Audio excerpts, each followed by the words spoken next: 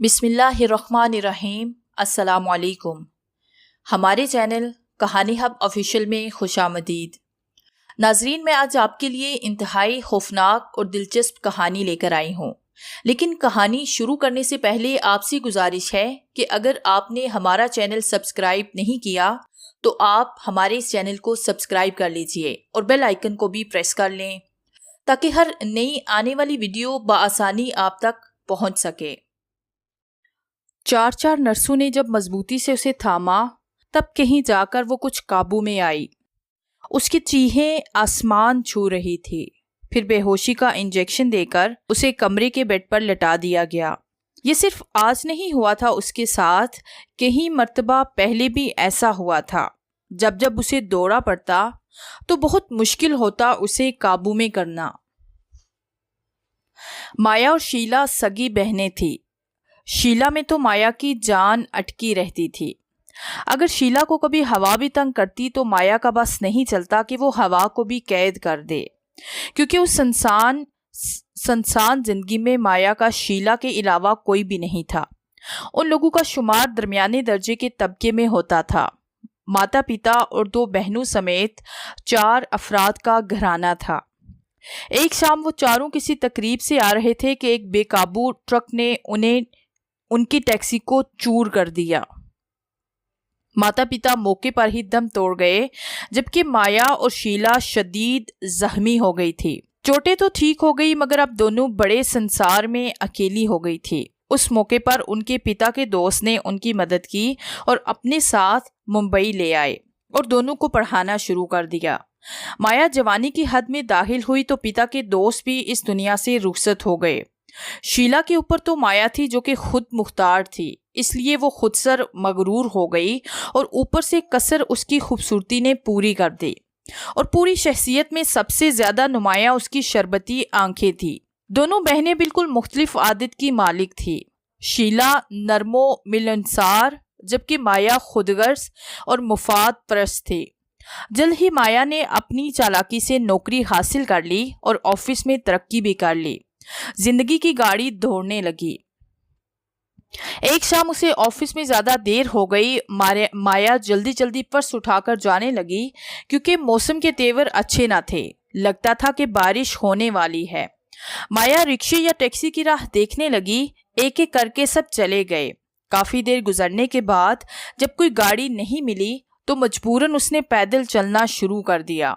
आगे बढ़ते हुए सन्नाटा भी बढ़ने लगा था और साथ जिस बात का डर था वो भी हो गया, यानी बारिश शुरू हो गई। कुछ ही समय में माया सर से पैर तक भीग गई। माया की परेशानी और बढ़ गई। अभी वो सोच रही थी कि वो क्या करे कि 2 ओबाश नौजवान वहां आ गए और सीटी बजाकर माया को तंग करने लगे। तो माया ने रोना शुरू कर दिया। अरे कौन हो, दफा हो जाओ यहाँ से। पीछे से एक करख्त आवाज सुनाई दी। एक बेहद अजीब हुलिये की औरत थी। वो गहरा गहरा काजल लगी आंखें, उंगलियों में 2 अजीब तरह की अंगूठियां और सुर्ख आंखें थी उसकी। वो दोनों बदमाश फौरन दुमदुमाकर भाग गए। फिर वो माया की तरफ बढ़कर बोली, चल छोड़ी मेरे साथ, इस समय तेरा जाना ठीक नहीं। माया की आवाज ना निकली और वो उस औरत के पीछे पीछे चलने लगी। सड़क से उतरकर कच्चे की तरफ मुड़कर वो चली जा रही थी। फिर वो वीराने में एक मकान उन्हें नजर आया। औरत माया को उसमें ले आई। वो एक कमरे का मकान था। सहन में एक तरफ रसोई की जगह थी, वहां कुछ बर्तन पड़े थे। माया अंदर कमरे में आई। अंदर का नक्शा ही अजीब था। बर्तन में सिंदूर, दीवारों पर जाने किस जबान में तहरीरें लिखी हुई थी। औरत उसे पलंग पर बिठाकर बाहर चली गई। एक तरफ संदूक के ऊपर सामान का ढेर लगा हुआ था जो कपड़े से ढका हुआ था। इतने में औरत आ गई। आजा छोड़ी। उसके हाथ में 2 थालियां थी। एक उसने माया के आगे रख दी।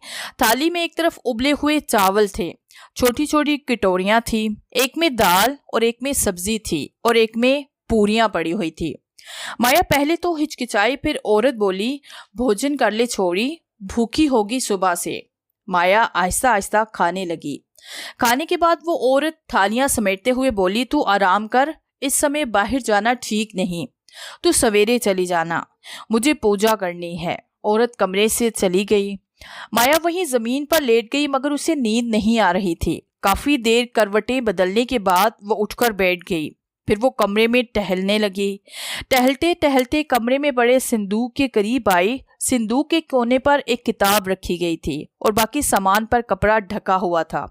उसने किताब में हाथ उठाई ही थी कि सिंदूक के ऊपर पड़ा कपड़ा सिरका और साथ ही माया के पैरों तले से जमीन भी सिरक गई। कपड़े के नीचे एक इंसानी खोपड़ी पड़ी हुई थी। माया खौफ से सुन्न हो गई। कौन है ये औरत और क्या ये इंसानों का खून करती है? ये कोई जिन्नजादी वगैरह तो नहीं? उसे कुछ समझ ना आया तो उसने अपना पर्स उठाया और वहां से दबे कदमों दरवाजा खोलकर बगैर रुके भागती हुई सड़क पर आ गई कि अचानक एकदम वो पूरी सर से पैर तक रोशनी में नहा गई। एक कार के आते आते वो बची थी। कार के मालिक ने कहा, मैडम नशे में हो क्या? जी वो मैं, मेरी मदद करें, माया ने रोते हुए कहा। तो उस कार वाले ने कुछ नरम लहजे में पूछा, आप कौन हैं और रात के इस वक्त बारिश में यहाँ अकेली क्या कर रही हैं? प्लीज मेरी मदद करें, आगे जहां तक छोड़ सकते हैं मुझे छोड़ दें, माया बोली।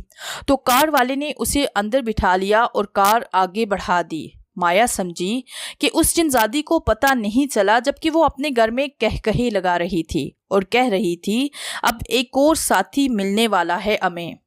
माया ने कार वाले को इतना बताया कि वो ऑफिस से निकलकर टैक्सी का इंतजार कर रही थी कि दो बदमाश उसे तंग करने लगे।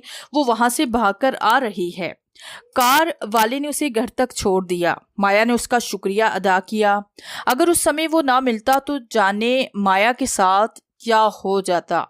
वो बेताबी से चाबी को दरवाजे में लगाते हुए मुड़मुड़ कर देख रही थी, जैसे वो जिन्नजादी अभी पीछे से आकर इसे दबोच लेगी।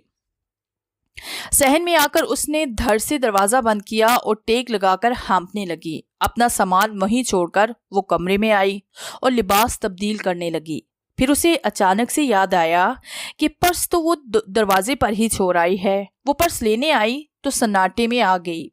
किताब जो वो उस औरत के कमरे में देखकर आई थी, भागते हुए उसे याद ही न रहा कि वो उसके हाथ में ही रह गई है। उसने डरते हुए किताब की तरफ ऐसे हाथ बढ़ाया कि जैसे उसे छूने से करंट लग जाएगा, मगर कुछ ना हुआ।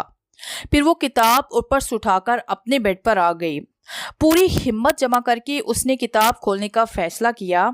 स्याह चमड़े की जिल्द वाली किताब अंदर से निहायत ही पुरअसरार सी थी। गहरे सुर्ख रोशनाई से लिखाई की गई थी।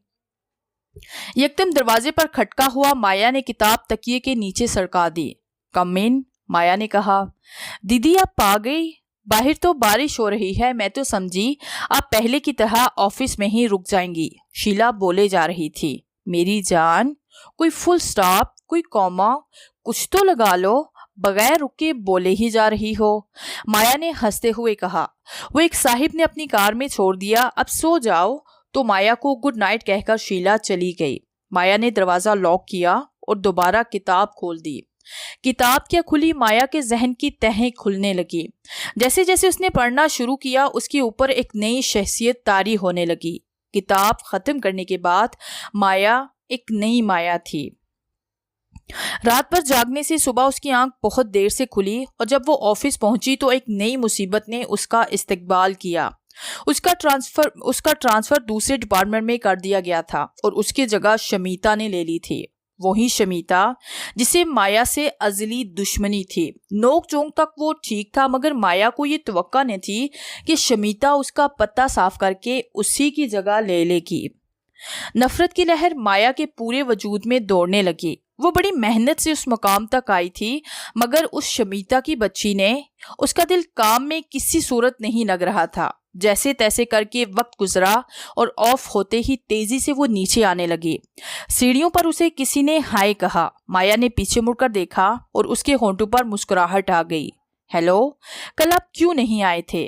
पता है, मुझे बारिश में अकेले जाना पड़ा था। ये रोहित था जो कि ऑफिस में उसके साथ होता था और ज़रूरत पड़ने पर वो माया को ड्रॉप कर देता था। दोनों में दोस्ती थी। दरअसल कुछ पर्सनल काम था, उसने बताया। अच्छा मैं चलती हूँ कहकर वो आगे बढ़ गई। अगले दिन फिर बारिश होने लगी। माया को तो ये इत्मीनान था कि वो रोहित के साथ चली जाएगी। मगर उसकी उम्मीदों पर ओस पड़ गई, क्योंकि शमीता पहले से रोहित के बराबर वाली सीट पर मौजूद थी। माया को देखकर शमीता मुस्कुराने लगी, जैसे दोनों वो मिलकर इसका मजाक उड़ा रहे हों। माया के तन बदन में आग लग गई। वो वापस ऑफिस आई और पूरी रात ऑफिस में गुजार दी। वो बार बार सोच रही थी शमीता जानबूझकर इसे तंग कर रही है। उसके बाद भी 2-3 दफा शमीता ने माया को नीचा दिखाया। माया पहले ही हलक तक भरी हुई थी। माया को ऑफिस से लोन मिलना था, जो कि शमीता ने आगे बढ़ा दिया और उसकी जगह दूसरे का लोन पास करवा दिया। उस रात पहली बार माया ने वो किताब उठाई। पहले तो एक बार उसने उसे बंद कर दिया, फिर सर झटक कर किताब को पढ़ने लगी। उस काले इल्म की किताब के जरिए माया सब कुछ हासिल कर सकती थी। अगले दिन माया सारा दिन शमीता की ताक में रही और जैसे ही शमीता अपने रूम से उठी, माया उसकी सीट पर गई और उसके बैग से उसकी लिपस्टिक निकालकर तीर की तरह वहां से गायब हो गई। दरअसल अपने अमल के लिए माया को मतलूबा शख्स की इस्तेमाल की हुई चीज की जरूरत थी। घर आकर माया ने कुछ वक्त शीला के साथ गुजारा और फिर खाना खाकर वो अपने कमरे में आ गई और दरवाजा अंदर से लॉक कर लिया। सबसे पहले उसने कमरे का एक कोना मुंतखब किया और वहां पर हिसार बनाकर सारी चीजों के साथ अपना अमल शुरू कर दिया। और अमल के लिए शमीता की लिपस्टिक उसके सामने थी। अमल करके जब माया सोने के लिए लेटी तो निहायत मकरू अंदाज से हंसते हुए बोली, अब पता चलेगा तुम्हें शमीता। अगले दिन सब ऑफिस में थे कि खबर आई शमीता अपने कमरे में मुर्दा पाई गई है। रात को वो किसी की मेहंदी से आई थी और कमरे में चली गई थी। सुबह जब नौकरानी उसे ऑफिस के लिए उठाने आई तो वो बिस्तर पर मुर्दा पड़ी थी।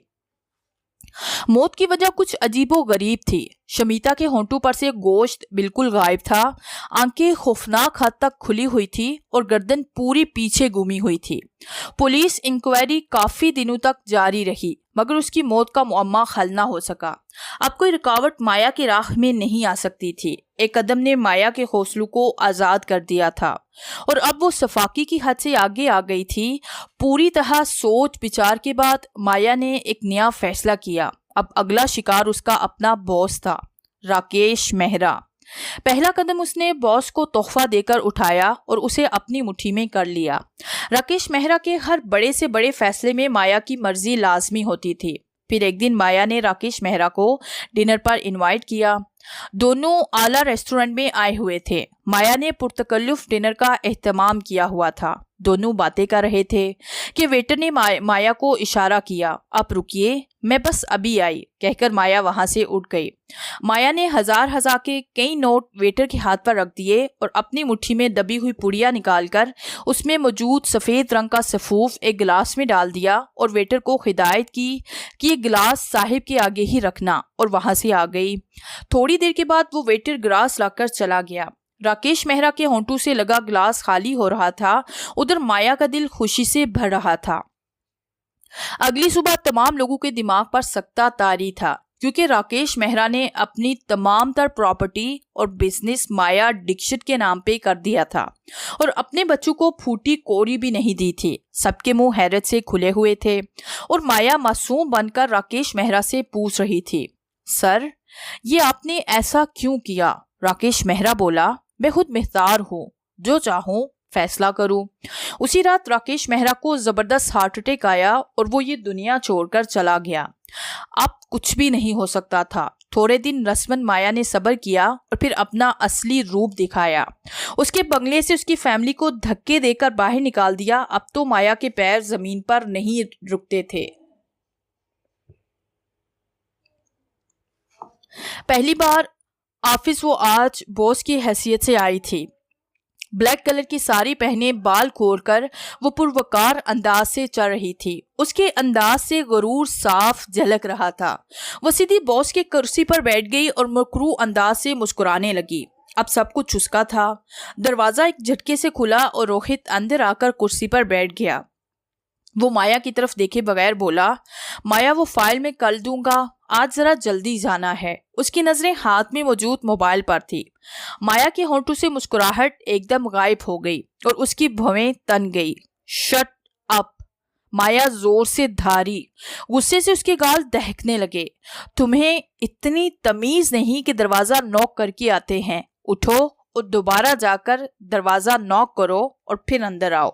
रोहित आंखें फाड़ फाड़ कर माया का मुंह देखने लगा। आई सेड गो, माया जोर से बोली। रोहित शर्म से पानी पानी हो रहा था। सॉरी कहकर वो बाहर आ गया और नॉक करके दोबारा अंदर आया। बोलो, माया ने रूखे अंदाज में पूछा। माया वो मैं इट्स ओके, माया ने उसे रिमाइंड करवाया। मिस्टर रोहित, फाइल आज देनी है तो इसका मतलब है।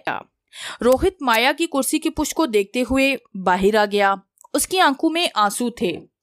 ये वही माया थी जिससे उसकी दोस्ती थी और कई बार इसी ने उसकी मदद भी की थी, मगर माया ने उसका जरा सा भी लिहाज ना किया। रोहित ने उसी रोज वहां से रिजाइन कर दिया। माया अब माया देवी के नाम से जानी जाती थी। माया ने शीला का एडमिशन शहर के बेहतरीन कॉलेज में करवा दिया। साल के बीच में ये मुमकिन न था, मगर यहाँ भी माया ने अपने ही तरीके से काम लिया। कॉलेज का आज पहला दिन था। शीला नई जगह की वजह से नर्वस हो रही थी। क्लास मालूम करने के लिए उसने सामने खड़े एक लड़के से पूछा तो उसने इसे रास्ता बता दिया। शीला जब बताई हुई जगह पर गई तो क्लास की बजाय वॉशरूम निकला और फिर पीछे से बेशुमार कहकहों की आवाज आई। लड़कों ने मिलकर इसका मजाक बनाया। शीला शर्म से पानी पानी हो गई। बड़ी मुश्किल से वो क्लास ढूंढ कर पाई और सबसे आखिरी सीट पर बैठ गई। पीरियड खत्म होने पर सब बाहर निकल आए। शीला भी आगे जाने ही वाली थी कि पीछे से उसे आवाज आई। शीला आपका नाम है? एक लड़के ने उसे मालूम किया। जी हाँ, मेरा नाम शीला है, शीला ने जवाब दिया। आपको प्रोफेसर शास्त्री ने बुलाया है, वो लड़का बोला। मुझे? शीला ने सीने पर हाथ रखकर पूछा। आप नहीं है ना, इसलिए चले मेरे साथ, वो लड़का बोला और एक तरफ चल पड़ा। शीला उसके पीछे चलती हुई लैब वाले हिस्से में आ गई जहां एक शख्स खड़ा था। उसके हाथ में किताब और कलम था। वो संजीदगी से बोला, अब कॉलेज में नहीं है, आपने आकर मुझे इन्फॉर्म क्यों नहीं किया?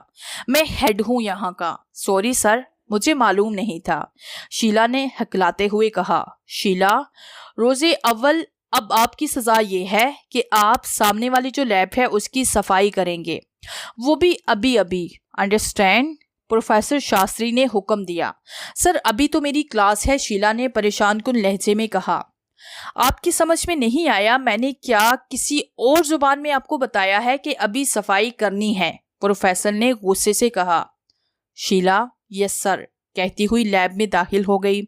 किताबें और बैग एक तरफ रखकर उसने सफाई शुरू कर दी। उसे काफी देर हो गई थी। बड़ी मुश्किल से बाहर आकर उसने घड़ी देखी तो पता चला आखिरी पीरियड अब खत्म होने वाला था। वो दौड़ती हुई क्लास में आई। मैं कम इन सर, और सबके झुके हुए सर उसकी जानिब उठ गए। शीला मट्टी में अटी हुई अजीब ही मखलूक लग रही थी। प्रोफेसर ने गुस्से से उससे कहा, अब होश आया आपको क्लास का? सर वो मैं लैब साफ कर रही थी, प्रोफेसर शास्त्री ने कहा था। वो सर झुकाकर बोली। कौन? प्रोफेसर शास्त्री? इस कॉलेज में तो कोई प्रोफेसर शास्त्री नहीं है, कोई और बहाना बनाया होता। ये नहीं चलेगा। मैं आपको एक हफ्ते के लिए अपनी क्लास से आउट करता हूँ, आप जा सकती हैं यहाँ से, प्रोफेसर ने उसे कहा। क्लास से दबी दबी आवाज में खीखी सुनाई दी। आप सब अपना काम करें, और प्रोफेसर बोर्ड की तरफ मुड़ गए। शीला रूहानसी होकर सीढ़ियां उतर रही थी और साथ ही साथ कह कहे सीढ़ियों पर बैठे लड़के लगा रहे थे। वो 3 थे। एक वो था जिसने इसे सुबह के वक्त वॉशरूम भेजा था, एक उसे बुलाने आया था और तीसरा प्रोफेसर शास्त्री बना था।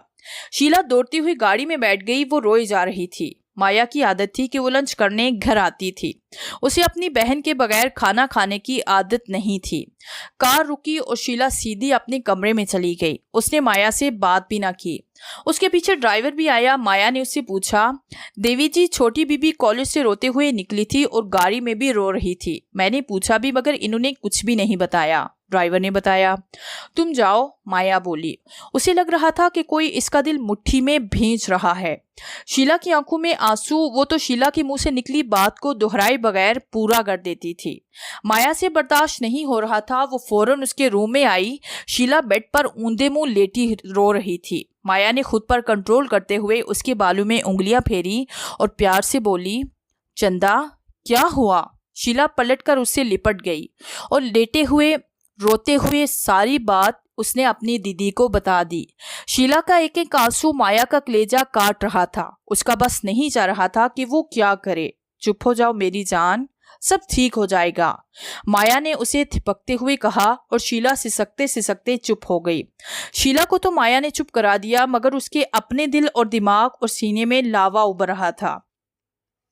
अगले दिन सारी क्लासेस अटेंड करने के बाद शीला कैंटीन में आई और फौरन पलटने लगी, क्योंकि सामने की टेबल पर वही तीनों लड़के बैठे हुए थे। हेलो शीला, वो रुकी नहीं। शीला प्लीज सुनो तो, उनमें से एक भागता हुआ आया। मुझे नहीं सुनना कुछ भी, वो आगे बढ़ने लगी। इधर बैठकर बस एक बात तो सुन लो। उसके इसरार करने पर वो इन तीनों के साथ बैठ गई। शीला, वो हम तीनों कल के लिए माफी चाहते हैं। तुम नहीं आई थी ना, इसलिए हमने तुम्हारे साथ मजाक करके तुम्हें तंग किया, मगर शायद हमने कुछ ज्यादा ही कर दिया और हमारी वजह से तुम्हें बहुत तकलीफ हुई। वही लड़का बोला जो प्रोफेसर शास्त्री बना हुआ था। शीला खामोशी से सर झुकाकर बैठी थी। तीनों ने मिलकर दोबारा सॉरी कहा तो वो मुस्कुराते हुए बोली, इट्स ओके, चलो अब हम दोस्ती करते हैं। मुझे प्रोफेसर शास्त्री, मेरा मतलब है मुझे आनंद कहते हैं। तो शीला मुस्कुरा दी। मुझे बॉबी कहते हैं और मुझे रमेश। वैसे शीला, तुम साल के बीच में यहाँ कैसे आई? बॉबी ने पूछा।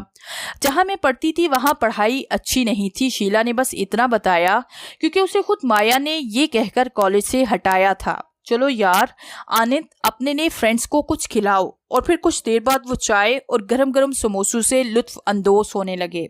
शीला जल्दी जल्दी वहां से उठते हुए घड़ी देख रही थी। मैं जा रही हूँ, लाइब्रेरी का टाइम खत्म होने वाला है, मुझे एक नई बुक लेने जाना है। Okay C you. शीला चली गई। दूसरी तरफ माया बावकार अंदाज में चलती हुई आगे बढ़ रही थी। फिर वो एक तरफ बैठते हुए लड़के की जानिब आई जो कोई किताब पढ़ रहा था। क्या मुझे प्रिंसिपल के ऑफिस का रास्ता बता देंगे? उस लड़के से बोली। फिर वो चलती हुई उससे बातें करने लगी और गैर महसूस अंदाज में उन तीनों के बारे में मालूम कर दिया और यकदम रुक गई। लड़का बोला, अब रुक ही गई, अभी ऑफिस आया नहीं। माया ने अपनी हथेली खोलकर उस लड़के के मुंह की जानिब फूंक मारी और वह लड़का धुएं में खो गया। जब धुआं छटा तो वहां ना माया थी और ना ही लड़के को कुछ याद था। वो सर घुजाते हुए आगे को बढ़ गया। माया कैंटीन की तरफ गई और इन तीनों के वहां से उठने का इंतजार करने लगी। फिर उनके जाने के बाद उसने उनकी इस्तेमाल की हुई चीजें, सिगरेट और टिश्यू पेपर्स लिए और वापस आ गई। रात में माया ने अपने कमरे का दरवाजा लॉक किया और अपना अमल शुरू किया। उसके हाथ में कपड़े का एक पुतला था। फिर उसने सुइयां लेकर उस पुतले के माथे पर पेवस कर दी। दूसरी तरफ बॉबी अपने भाई के साथ टीवी देख रहा था। उसके सर में खुजली हुई तो वो अपने सर में उंगलियां फेरने लगा। उसे अपना हाथ चिपचिपा सा लगा। उसने हाथ को देखा तो उस पर खून लगा हुआ था। ये क्या है? वो अपने भाई को बोला। भाई ने जो उसकी तरफ देखा तो वो सकते में आ गया। उसके माथे से खून की लकीरें बह रही थी। फिर बॉबी चीखने लगा। शदीद दर्द की लहर उसे पूरे सर में महसूस होने लगी और साथ ही उसके सर, कान, नाक और से खून की धारें बहने लगी। वो कांप रहा था और फिर आनन फानन वो एक तरफ ढलक गया। उसका भाई उसे झंझोड़ रहा था, मगर बॉबी बहुत दूर जा चुका था। इस खबर से पूरे कॉलेज में तहलका मच गया। सब हैरत से पागल हुए जा रहे थे। आनंद, रमेश और शीला का बुरा हाल था, क्योंकि उनका करीबी दोस्त यूं अचानक उन्हें छोड़कर चला गया था। ठीक एक हफ्ते के बाद रात में माया ने अपने कमरे को अच्छी तरह बंद किया और अपनी महसूस जगह पर आंखें बंद करके बैठ गई। उसके खूबसूरत होंठ मुसलसल हरकत कर रहे थे और वो स्याह किताब उसके सामने खुली पड़ी थी। उसकी मुट्ठी में सिंदूर था। फिर उसने अपनी आंखें खोली। अगर उस लम्हे कोई माया को देख लेता तो डरकर भाग जाता, क्योंकि उसकी आंखें जैसे खून के लोथरे में तब्दील हो चुकी थी। फिर उसने सिंदूर सामने पड़े स्याह कपड़े के पुतले पर डालना शुरू कर दिया। वो अपने शिकार के तरीके पर सोचकर मुस्कुराने लगी और दोबारा आंखें बंद करके अमल शुरू कर दिया। उधर रमेश अपने घर में अकेला था। उसके माता पिता कहीं गए हुए थे। पहले वो लैपटॉप लेकर बैठ गया। फिर उसे गर्मी महसूस होने लगी और कुछ ही देर में गर्मी की हिद्दत और बढ़ गई। यार आज तो बहुत ही ज्यादा गर्मी है, उसने अपने आप से कहा और लैपटॉप बंद करके बाहर चला आया। सामने मौजूद स्विमिंग पूल में मौजूद साफ शफाफ नीला पानी उसे अपनी तरफ खींचने लगा और वो कपड़े उतारकर स्विमिंग पूल में कूद गया। वाह यार, मजा आ गया, उसने खुद से कहा और स्विमिंग करने लगा। वो इस बात से बेखबर था कि ये सब एक तयशुदा अमल का नतीजा है और चंद लम्हों में उसके साथ क्या होने वाला है। रमेश स्विमिंग कर रहा था और पूल के किनारे लगा हुआ बिजली का खंभा खुद ब खुद झुकने लगा और फिर यकदम तमाम तारों समेत पानी में आकर गिर गया। पूरे पानी में करंट फैल गया। रमेश झटकू से कई फुट उछल रहा था। उसकी चीखें करीबो जवार को दहलाने लगी। घर में कोई भी नहीं था जो कि फौरन उसे बचा पाता। उसकी चीखों से पड़ोसी जब वहां पहुंचे तो बहुत देर हो चुकी थी। उसकी लाश तो देखी भी नहीं जा रही थी। गोश्त जलकर अजीब शक्ल अख्तियार कर गया था। जगह जगह से गोश्त ने हड्डियों को भी छोड़ दिया था। पुलिस आई और उसे हादसा करार दे गई। सब उस भयानक मौत पर अफसोस कर रहे थे। रमेश के वालिद तो सख्ते में थे मगर कोई कुछ भी नहीं कर सकता था। एक और मौत ने पूरे कॉलेज को हिलाकर रख दिया था। शीला और आनंद एक दूसरे को तसल्लियां भी दे रहे थे और रो भी रहे थे। उनकी हालत संभल नहीं रही थी। दूसरी तरफ माया अपनी कामयाबी का जश्न मना रही थी। एक छोटे से मजाक की ऐसी सजा, जबकि शीला तो उनकी दोस्त बन चुकी थी। माया के लिए किसी की जान लेना महज लम्हों का काम बन गया था और इसमें उसे मजा भी आता था। जाने कैसी तस्कीन थी जो शैतानी अमल मुकम्मल होने के बाद उसे पूरे वजूद में महसूस होती थी। आने वाले सोमवार को माया ने शीला को जल्दी जल्दी नाश्ता करते देखा तो बोली, चंदा, नाश्ता कहीं भागा जा रहा है क्या? नहीं दीदी, वो आज दरअसल केमिस्ट्री प्रैक्टिकल है। मेरी, आनंद और साक्षी की ड्यूटी है। हमें तमाम चीजें पहले से सेट करके रखनी है। शीला नाश्ता करके जल्दी से चली गई। माया ने मैनी हिज अंदाज से मुस्कुराते हुए कहा, केमिस्ट्री प्रैक्टिकल, और अपने कमरे में चली गई। माया का भयानक रूप उसकी बहन समेत किसी को मालूम न था। उसकी नज़र में माया ने दिन रात मेहनत करके ये मुकाम हासिल किया था। अब माया ने आनंद की मौत के तरीके को तय किया। उसके लिए ये सब एक दिलचस्प खेल बनकर रह गया था जिसमें हमेशा जीत माया की ही होती थी और फिर उसका काला अमल शुरू हो गया। दूसरी तरफ जिन जिन की ड्यूटी थी वो सब अपना अपना काम कर रहे थे। आनंद सारे बेकर सेट कर रहा था। इस वक्त भी उसके हाथ में एक बेकर था जो एसिड से भरा हुआ था। एकदम आनंद को घबराहट शुरू हुई और उसका दम घुटने लगा तो उसने शीला से कहा, यार यहाँ केमिकल्स और एसिड की बू से मुझे घुटन हो रही है। मैं बाहर का एक चक्कर लगाकर आता हूँ। उसकी आंखों के आगे अंधेरा छा गया और वो अपने पैरों पर खड़ा न रह सका और फिर वहीं गिर गया। उसके हाथ में जो एसिड भरा बेकर था पूरा उसके मुंह पर गिर गया और मुंह के अलावा सबसे भयानक ये हुआ कि एसिड उसके हलक के अंदर भी चला गया। आनंद को बस एक लम्हे के लिए महसूस हुआ कि उसके हलक में लावा भर दिया गया हो। उसे चीखने की भी नौबत ना आ सकी। उसने हलक से खरहर की आवाज निकाली और ठंडा हो गया। उसके पूरे चेहरे का गोश्त गल गया था। एसिड की झाग और खून मिलकर निहायत खौफनाक मंजिर पेश कर रहे थे। आनंद की मौत का जब पता चला तो पूरी क्लास पर जैसे सख्ता तारी हो गया। पूरा कॉलेज वहां जमा हो गया। हर कोई खौफ और दुख से दिल बर्दाश्ता था। कॉलेज इस वक्त ऑफ कर दिया गया। शीला कॉलेज से जब घर आई तो वो बिल्कुल खामोश थी। माया ने बनकर पूछा, क्या हुआ, आज प्रैक्टिकल नहीं हुआ? तुम इतनी जल्दी आ गई? वो दीदी आज, शीला ने रोते हुए सब कुछ अपनी बहन को बता दिया। चलो चंदा, ऐसे नहीं रोते, होनी को कौन टाल सकता है। जाओ जाकर मुंह धोकर आओ और खाना खाओ मेरे साथ। माया ने उसके आंसू साफ करते हुए कहा, दीदी मैं अभी खाना नहीं खाऊंगी, और वो उठकर अपने कमरे में चली गई। आज खाने में कुछ ज्यादा ही स्वाद है, माया ने गठियापन से कहते हुए निवाला चबाना शुरू कर दिया। वक्त गुजरता गया और शीला भी नॉर्मल हो गई।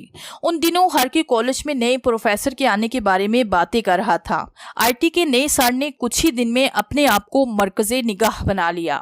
उनके दोस्ताना अंदाज ने स्टूडेंट को उनसे काफी करीब कर दिया था। उनका नाम रोहित था। एक दिन जब शीला काफी देर बाद प्रैक्टिकल कर आई तो ड्राइवर ने उसे बुरी खबर सुनाई कि गाड़ी स्टार्ट नहीं हो रही, दूसरी गाड़ी आने में थोड़ा टाइम लगेगा। ओह नो, मुझ में पहले ही हिम्मत नहीं, एक तो मैं थकी हुई हूँ, ऊपर से ये सड़ी हुई गर्मी। शीला ने फाइल से खुद को हवा झुलसते हुए कहा। अरे शीला, आप अभी तक गई नहीं, कोई मसला हो गया है? शीला ने मुड़कर देखा तो रोहित सर पर खड़े हुए था। कोई खास बात नहीं है सर, गाड़ी स्टार्ट नहीं हो रही। शीला ने पल्लू से पसीना साफ करते हुए कहा। आए, मैं छोड़ देता हूँ आपको, रोहित सर ने कहा। नो सर, आपको जहमत होगी, अभी दूसरी गाड़ी आ जाएगी, शीला ने अदब से कहा। जहमत की क्या बात है, धूप देखें कितनी तेज हो रही है और तकरीबन सारे स्टूडेंट्स जा चुके हैं, आप अकेली यहाँ कितनी देर खड़ी रहेंगी? शीला रोहित सर की गाड़ी में बैठ गई और रास्ता बताने लगी। जब गाड़ी उसके बंगले के करीब पहुंची तो रोहित सर चौंक गए। शीला गेट खोलते हुए बोली, सर अंदर आए ना, काफी गर्मी है, ठंडा पीकर जाइएगा। नो शीला, मैं लेट रहा हूँ, फिर कभी सही, कहकर उन्होंने गाड़ी आगे बढ़ा दी। घर में माया परेशानी से टह रही थी। शीला को देखकर बोली, कहाँ थी चंदा? मैंने दूसरी गाड़ी बेच दी थी, मगर तुम किसी के साथ चली आई। दीदी, आप मुझे गोद में लेकर फिरा करें, मैं इतनी छोटी थोड़ी हूँ और मैं किसी के साथ नहीं आई, मेरे प्रोफेसर मुझे छोड़कर गए हैं, शीला ने माया के गले में बाहें डालकर कहा। 2 दिन बाद शीला ने माया से कहा, दीदी आप दोपहर को मेरा वेट मत कीजिएगा खाने पर, मैंने आज अपनी दोस्तों को बाहर लंच दिया है। अच्छा तो जनाब के ये मजे हैं, वैसे कौन को ना रहा है। माया ने शीला को खुश देखा तो उसका सेरो खून भर गया। बस हम 3 ही हैं, मैं, श्वेता और साक्षी, शीला ने कहा। माया नाश्ता करने के बाद ऑफिस के लिए निकल गई क्योंकि आज एक बहुत इंपॉर्टेंट मीटिंग थी। ऑफिस पहुंचकर वो क्लाइंट का वेट कर रही थी। मीटिंग 2 बजे फिक्स थी। इतने में माया की सेक्रेटरी आ गई। मैम, क्लाइंट की कॉल आई थी, वो ऑफिस नहीं आ पाएंगे, उन्होंने मीटिंग होटल में रखने की दरख्वास्त की है। मैम क्या कहूँ? ओके ठीक है, आज मैं लंच पर फ्री हूँ, तुम जगह पूछकर मुझे इन्फॉर्म कर देना, माया ने इठलाते हुए कहा। उधर दूसरी तरफ शीला और उसकी फ्रेंड्स कॉलेज का प्रोग्राम था और तीनों टेबल पर बैठी हुई थी और वेटर खाना लगा रहा था। ओह नो यार, मैं अपना पर्स गाड़ी में भूल आई हूँ, शीला ने माथे पर हाथ मारते हुए कहा। कोई बात नहीं, मैं ला देती हूँ, श्वेता उठते हुए बोली। यार खाना लग चुका है, शीला बोली। तो क्या हुआ, बस 2 मिनट लगेंगे, चल मैं भी तेरे साथ चलती हूँ, साक्षी भी उठ गई। जल्दी आना, शीला बोली। ओके मैडम, श्वेता ने हंसते हुए कहा और दोनों वहां से चली गई। शीला की नजर यकदम सामने से आते हुए रोहित पर पड़ी। सर, उसने उन्हें आवाज दी। सर, रोहित ने शीला की तरफ देखा और मुस्कुराते हुए उसके पास आ गए। बैठिए ना सर, शीला ने कहा और रोहित सर एहलाकन बैठ गए। आप यहाँ क्या कर रही हैं? वो सर, मैं अपनी फ्रेंड्स के साथ लंच करने आई थी, बस आ ही रही हैं वो। अभी वो दोनों बातें कर ही रहे थे कि माया शाहाना अंदाज से होटल में दाखिल हुई और जैसे ही उसकी नजर सामने बैठे हुए रोहित और शीला पर पड़ी तो वो ठटक कर रुक गई। ये वही रोहित था जो उसके ऑफिस में हुआ करता था। वो कुछ देर वहीं खड़ी रही और फिर वापस गाड़ी में आकर बैठ गई। उसकी सेक्रेटरी उसके पीछे दौड़ती हुई आवाजें दे रही थी। मैम, वो मीटिंग कैंसिल कर दो, माया ने तरह कर कहा और ड्राइवर ने इशारा पाकर गाड़ी आगे बढ़ा दी। शीला, आपके साथ घर में और कौन कौन होता है? रोहित ने सवाल किया। सर, मेरे माता पिता अब नहीं हैं, शीला ने नजरें झुकाकर कहा। ओ आई एम सॉरी, रोहित ने अफसोस का इजहार किया। मेरी दीदी माया मेरे साथ होती हैं, शीला बोली। माया दीक्षित? रोहित ने माया का पूरा नाम लिया। वो अपने शक को दूर करना चाहता था कि ये वही माया है या उसकी गलत फहमी है। सर, आप जानते हैं दीदी को? शीला ने खुश होकर पूछा। हाँ, दरअसल मैं पहले आपकी दीदी के साथ उस कंपनी में जॉब करता था, फिर किसी वजह से मैंने वो जॉब छोड़ दी और अब मैं कॉलेज में आपका प्रोफेसर हूँ, रोहित ने तफसील बताई। सर, आप अकेले रहते हैं? शीला ने पूछा। हाँ, मेरे माता पिता गांव में होते हैं और मैं यहाँ। खैर, अब मैं चलता हूँ, मैं यहाँ किसी से मिलने आया था, रोहित उठ गया। Sir, lunch? शीला जल्दी से बोली। थैंक यू, मैं कर चुका हूँ, और रोहित वहां से चला गया। थोड़ी देर में श्वेता और साक्षी हंसती हुई आ गई और तीनों लंच में मसरूफ हो गई। माया के दिमाग में आंधियां चल रही थी, रोहित और शीला दोनों एक साथ। शीला ने मुझसे झूठ क्यों बोला, वो सोच सोच कर खो रही थी। फिर उसने खुद ही फैसला कर लिया कि शीला तो अभी बच्ची है, मासूम है। ये फसाद की जड़ रोहित है। वो अपनी बेइज्जती का बदला लेने के लिए शीला को इस्तेमाल कर रहा है। वो शीला को मेरे खिलाफ भी भड़का रहा है, वरना शीला ने आज तक मुझसे झूठ नहीं बोला।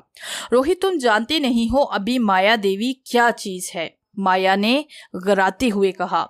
शीला आई तो माया ने उस पर कुछ जाहिर न होने दिया। कैसा रहा लंच? दीदी, बेहद मज़ेदार, शीला बोली। तुम्हारी दोनों दोस्तें आई थी, माया ने कुरीदा। ले, आप भी कमाल करती हैं दीदी, लंच हो और वो दोनों ना आए, वो शरारती अंदाज में बोली। और हाँ, पता है आज हमारे। एकदम माया का फोन बज उठा तो वो चुप हो गई। वो रोहित की बात ही कर रही थी। माया फोन पर लग गई तो शीला अपने कमरे में चली गई। उधर माया ने रोहित का ठिकाना मालूम किया तो वो पुराने घर में रहता था। आज श्वेता और साक्षी कॉलेज नहीं आई थी। शीला हाथ में आइसक्रीम कोन लिए अपने बैग से रुमाल निकाल रही थी। उसने देखा नहीं और जैसे ही पलटी जोरदार तरीके से किसी से टकराई और आइसक्रीम आने वाले की शर्ट पर लग गई। शीला ने सर उठाया तो उसके होश ही उड़ गए। आई एम सॉरी सर, वो मैंने। इट्स ओके शीला, कोई बात नहीं, रोहित ने कहा। नो सर, मैं अभी साफ कर देती हूँ। और रुमाल वाला हाथ बढ़ाया। नहीं, मैं खुद कर लूंगा। और रुमाल लेकर रोहित सर वहां से आगे बढ़ गए। शाम को रोहित खाने की तैयारी कर रहा था कि डोरबेल बजी और जब दरवाजा खुला तो रोहित हैरान रह गया। माया मैम, आप क्या अंदर आने के लिए नहीं कहोगे? माया ने मुस्कुराते हुए कहा। हाँ हाँ, आइए ना, अंदर आइए। रोहित को यकदम कुछ समझ ना आया। नेवी ब्लू कलर की सितारों वाली साड़ी में माया बहुत ही खूबसूरत लग रही थी। उसके एक एक कदम से गरूर झलक रहा था। फिर वो शान से पैर पर पैर रखकर बैठ गई। मैं यहाँ से गुजर रही थी तो मुझे तुम्हारा ख्याल आया, सोचा तुमसे मिल लूं, वो शान से बोली। मैम, खाना खाएं ना आप, रोहित ने उसे ऑफर की। मैम नहीं, माया, उसने बटावटी अंदाज में कहा। रोहित ने उसे खाना सर्व किया। तुमने ये खुद बनाया है? उसने पूछा। जी, रोहित ने मुखसिर जवाब दिया। फिर तो मैं जरूर चखूंगी। निवाला मुंह में रखते ही सीसी करने लगी।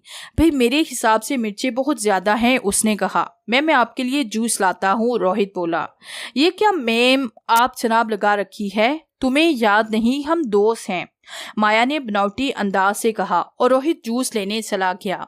माया की नजरें अपनी मतलूबा चीज तलाश करने लगी। इतने में रोहित उसी तरफ आने लगा। हालांकि माया ने उसे देख लिया था, मगर जानबूझकर उसी वक्त उठी और जोर से रोहित से टकरा गई।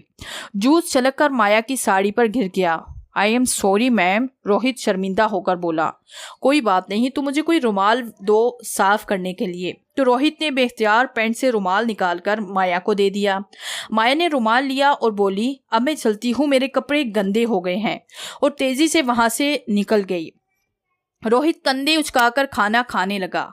माया मुट्ठी में रुमाल लेकर बोली, अब तुम्हें बताती हूँ रोहित, तुम क्या बदला लोगे मुझसे? अब अपनी खैर मनाओ। दूसरी दोपहर शीला ने बताया कि शाम में उसके कॉलेज वालों ने पार्टी रखी है। स्टूडेंट्स और प्रोफेसर सब आएंगे, लिहाजा मुझे आने में थोड़ी देर हो जाएगी। ज्यादा देर ना करना, वक्त से आ जाना, माया ने कहा। और शीला अपनी तैयारियों में लग गई। माया ने बुराई को बुरा समझना तो दूर, बुराई को ओढ़ना बिछोना बना लिया था। जिंदगी में हर चीज को उसने हासिल कर लिया और राह में आने वाली हर रुकावट को दूर कर दिया। उसके इस अमल में गंदे और काले इल्म ने उसका भरपूर साथ दिया था। और अब बेकसूर रोहित उसकी नजर में सबसे बुरा था, जो उसके और उसकी बहन के बीच में आ गया था। मगर शायद माया ये भूल गई थी कि हर अरूज को जवाल है और हर बुराई का अंजाम देर से सही मगर बुरा होता है। माया के पापू का गड़ा भर चुका था। जिस रुमाल को रोहित का समझकर लाई थी वो दरअसल शीला का था, जिसे शीला ने आइसक्रीम साफ करने के लिए रोहित को दिया था। माया ने अपना गंदा अमल शुरू कर दिया और उसका असर शीला पर होने लगा। पार्टी में अचानक शीला को घबराहट होने लगी। उसका दिल बेकाबू होने की हद तक तेज तेज धड़कने लगा था, जैसे सीना फाड़कर बाहर आ जाएगा। उसने साक्षी से कहा, मैं घर जा रही हूँ, मेरी तबीयत खराब हो रही है, और लिफ्ट की तरफ चली गई। लिफ्ट का दरवाजा बंद होने से पहले उसने आखिरी बार साक्षी और शविता को बाय किया और लिफ्ट का दरवाजा बंद कर दिया। अभी लिफ्ट स्टार्ट ही हुई थी कि एक झटके से रुक गई और साथ लाइट भी बंद हो गई। लिफ्ट में गुप्त अंधेरा हो गया और शीला का सांस रुकने लगा तो उसकी घबराहट बढ़ने लगी। उसने दरवाजा बजाना चाहा तो यकदम लाइट ऑन हो गई और लिफ्ट एकदम झटके से नीचे जाने लगी, इतनी तेजी से कि शीला को अपना दिल हलक में आता महसूस हुआ और वो लड़खड़ाकर नीचे गिर गई और लिफ्ट से एक जोरदार धमाके से वो जमीन बोस हो गई। पूरे होटल में लोगों का हजूम था। होटल के बाहर तिल धरने को जगह न थी। पुलिस अपना काम कर रही थी। लिफ्ट ऐसे चकनाचूर हुई थी कि मशीनों से मलबा हटाकर और लोहे को काटकर पुलिस अंदर दाखिल हुई तो लम्हे भर को वो ठटक गई। कीमा बने गोश्त और हड्डियों के चूड़े का ढेर लगा हुआ था। वहाँ माया अपना अमल ख़त्म करके मुतमिन उठी। उसी लम्हे उसके फ़ोन की बेल बजी। वो कहकहा लगाकर बोली, लगता है कोई खुशखबरी आ गई है। मगर फ़ोन सुनते ही अपने कदमों पर खड़ा रहने के वो काबिल ना रही। ये क्या हो गया? ऐसा कैसे हो सकता है? बिल्कुल ऐसी मौत जो मैंने रोहित के लिए चुनी थी। मगर मेरी बहन शीला, वो तेजी से पलटी और रुमाल को उलट पुलट कर देखने लगी। उसके एक कोने पर एस लिखा हुआ था। माया को अपना सर में तेज शोर सुनाई देने लगा। उस पे मनोवजनी बोझ अपने सर पर महसूस हो रहा था। उसने शिद्दत से अपने बालों को मुट्ठी में जकड़कर खींचना शुरू कर दिया।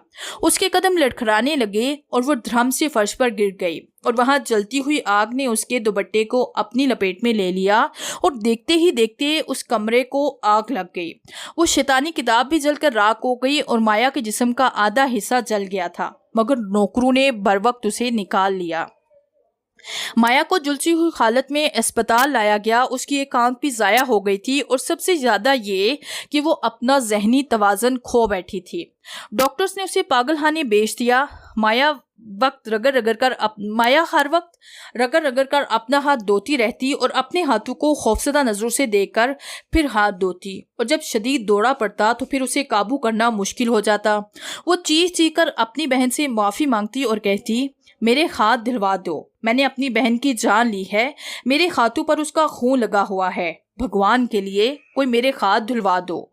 लोगों का ख्याल था कि ये बहन की मौत का सदमा है, मगर ये कोई जानता ना था कि ये इसकी घिनौने कर्मों का फल था जो जीवन भर के लिए था, या शायद मरकर ही